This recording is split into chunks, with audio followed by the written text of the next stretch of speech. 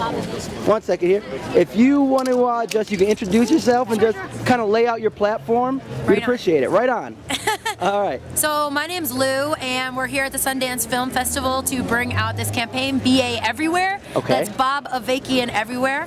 We're in a movement for real revolution in the U.S. Okay. And this is the most radical revolutionary on the planet right now. Okay. But the horrible irony is nobody even knows who he is. Yes. So we're trying to raise massive blockbuster levels of money to get his name into every corner of society, because the world is a horror, yes, but it doesn't have to be this way. This is not human nature.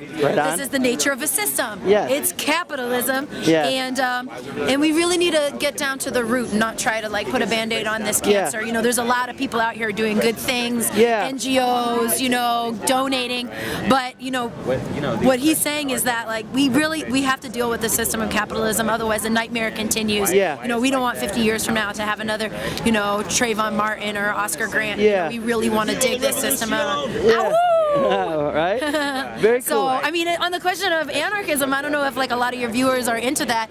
You know, I think the whole thing is like we want to get to a world where there's no divisions between leaders and led. That's communism, you know, where you've uprooted every form of oppression. But in order to get there, you kind of just can't make a revolution and then say, okay guys, you can do whatever you want. Like, you could be a lawyer. You know, people can't even fucking read, you know what I mean? So it's really, there's a process of, you know, where you as leadership, you go down and you say, here's some, you know, to the folks who are just standing around in like the projects, here's some tools, you know, here's some architects that we brought in. They're going to work with you. Together you're going to plan like some, you know, what this neighborhood's going to look like, build some beautiful houses. You're going to decide what, you know, what you need here. Do you need hospitals, this kind of stuff. And you're going to be working with, you know, the leadership. Yeah, you're going to be working with the party, but criticizing them. That's all part of the process too, is this whole process of debate and struggle and more people becoming masters of society. Gotcha. Could I ask a quick question? Yeah. So, like in the end result, I mean, how do you, because I guess my issue is how do you manage that, and how do you have a collective, like let's say we have 500 folks, okay? 500 people. How do you, and I love the Panthers, by the way, I hear them talking about that. I love the original 1966 Panthers, who have nothing to do with the new Black Panther Party, in my opinion. But anyhow, how do you manage that without creating a hierarchical system? You know what I'm saying? Like, I mean, if you've got, I mean, I guess my issue is that it's always been in the left-right paradigm that, you know, on the far right you had fascism, and then on the far left they would equate it to communism. But my thing is that if it's still a pyramidal structure, how do you manage it, and how is that in fact empowering the people, if you catch my drift? No, it's totally true that we all learned that, like in middle school, elementary school, right? Communists are kind of like Nazis, and they're both extremes, and what we want is somewhere in the middle, like Hillary goddamn Clinton, who's a total war hawk. I agree with that. So I think the question is not like what side am I on, but the question is what's true and what is it going to take to change it. And so, you know, when it comes to the question of, you know, we're not talking about 800 people, we're talking about making a revolution in the U.S. and ultimately it has to be a planet-wide thing, you know, because we're internationalists. It has to be something, you know, where it isn't just one country that's feasting off of the rest of the planet. So, so for a period, you know, we actually have this other quote by Avakian, I think I could probably remember it, is basically like, until we have no classes, one class or another is going to rule. And so right now we have the capitalist class, and they're doing all the things that they do to uphold their system of capitalism.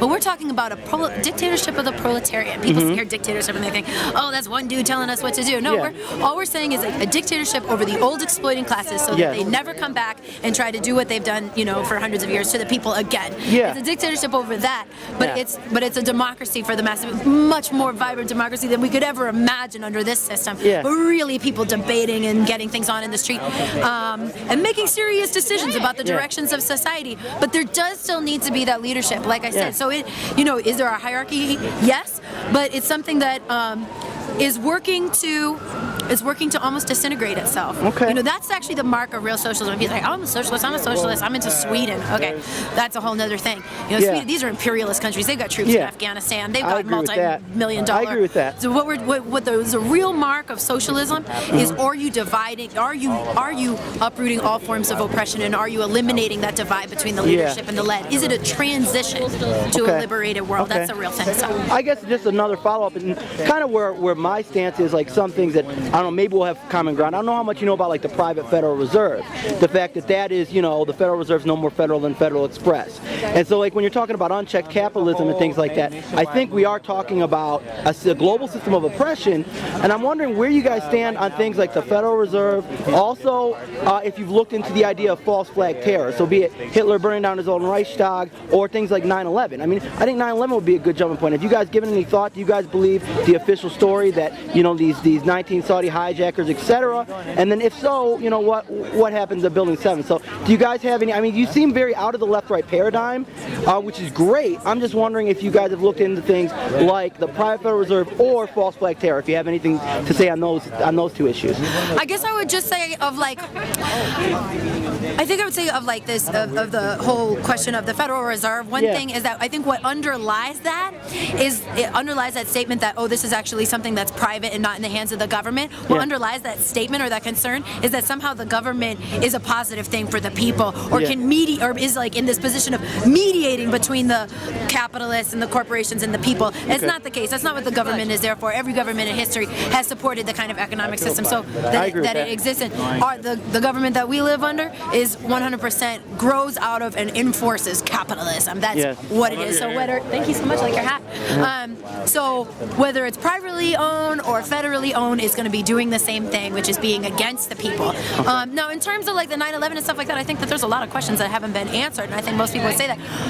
But I think the danger is like a lot of people, especially like oppressed people, like they go on the internet and they're saying, what the fuck is going on here? Excuse me, I don't know if you can say that on YouTube. Well, what is going on here? And they go online and they find the stuff about the Illuminati, and they find the stuff about, you know, the Skull and Bones and all of this stuff. Bohemian Grove. Yeah, Bohemian Grove. Of course. And it's like, well, you know, are there secret societies? Sure, but that's not what's running things. It's very out in the open. It's capitalism. It's capitalists. We know their names. They're in the government. They own Wall Street. You know, these are the people who own and control the world. You know, it's really out there. And I think the problem with the conspiracy theories is that it gives them too much power. It makes it seem like they have like almost a magical force sometimes, you know, like and all this stuff. And they're not magical. They're not mystical. They've got a lot of problems, and we should understand that. Like everything that they're facing in the world, in the Middle East, they are coming up against some serious problems, and that's really good for us. And those are the cracks that we got to search out and push on. Okay. Well, right on. So I guess your ultimate solution would be, and I do think that, I mean, when you're looking especially at something like 9/11, Building 7 falling in its own, into its own footprint at 5:30, not being hit by a building, etc. I mean, to me, I think that was a watershed moment. I mean, we can't argue that, you know, that the 12 plus years since that has changed the world dramatically. But I guess your end solution then would be this government led by this gentleman, or I mean, what is what's the end all utopia? If we could change it today, closing statement, what do we need to do? And then I'll let you go. You've been great. Okay, the end goal of this movement is communism, a world where we've gotten past every form of oppression. What we're doing right now is building a movement for real revolution, organizing forces, preparing minds, so that when the time comes, we can do what needs to be done. You know, take this motherfucker down. And right now, people have to get into Baba Vacant. Otherwise, everything I'm saying is just going to sound ridiculous. You got to find out about it. You got to do the science. You got to do the work and get into it. You know, you got to hate the system enough to get scientific about it. Dig into Baba Vacant. Donate to BA everywhere to get this out on the whole other level to really affect society. So the whole conversation can change. You know, so people are asking the big questions again. Yeah. Well, I definitely think we need open dialogue, and I want to thank you today. And just the last thing, how do we? And I'm gonna do my research on this Mr. Baba Vacant. Is that it? Right. Okay, I'm gonna check him out for sure, because I think we need a dialogue. My last question is, what's the key? Because I do believe that power corrupts, and absolute power corrupts absolutely. So what's our defense of what's going to stop us from having this revolution? And I do believe a revolution needs to happen, but I'm going to look into Mr. Vacant, but what's going to stop him from replacing this tyrannical or fascist system with another? What's going to keep Mr. Vacant from taking absolute power and then treading on our individual rights? And that'll be all. And you've been absolutely fantastic.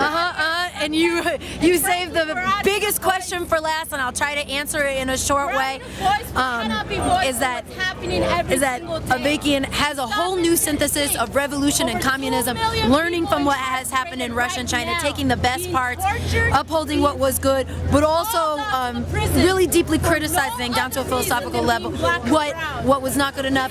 Look, there's no guarantee, but what they had in Russia and China was not tyrannical. It was a whole different world that people would really want to live in. So they've done it before, and we could do it again. And I think we could do a lot better this time because of what Avakian's brought forward. All right, well that's very fair. So thank you so very much for your time, and I'm gonna say God bless you and one love and right on. Good luck to you. Man. Thank All right, you. cool. Peace.